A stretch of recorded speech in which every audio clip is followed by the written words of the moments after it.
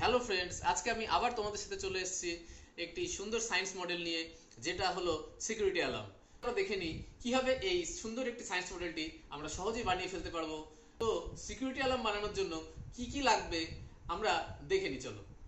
তো এই মডেলটি বানানোর জন্য আমরা নিয়ে নিব একটি BC547 ট্রানজিস্টর, একটি এলইডি, একটি 33 কিলো ওহমের রেজিস্ট্যান্স, একটি এলডিআর, একটি 9 ভোল্টের ব্যাটারি ও সঙ্গে একটি বাজার, এবং এই সার্কিটটি সুন্দর করে সাজানোর জন্য আমরা নিয়ে নিব একটি ব্রেডবোর্ড।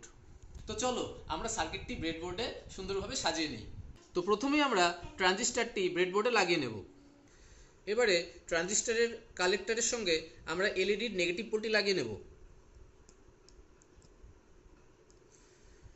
এলইডি লাগানো হয়ে গেলে এবার আমরা 33 কিলো ওহমের রেজিস্ট্যান্সটি নিয়ে নিলাম এবং তার একটা প্রান্ত আমরা এলইডির পজিটিভ পোলের সঙ্গে লাগানোর পরে আরেকটি প্রান্ত আমরা লাগিয়ে দিলাম ট্রানজিস্টরের বেসের সঙ্গে।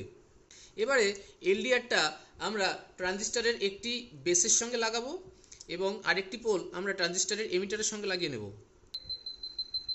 তো তোমরা দেখতে পাচ্ছ আমাদের সার্কিটটি রেডি এবং বাজারটি বাজছে।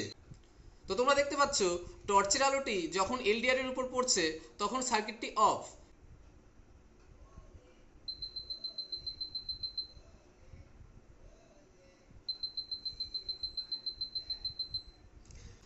যদি কেউ এই লেজারের সামনে চলে আসে তাহলে সেক্ষেত্রে কিভাবে বাজারটি বেজে উঠছে।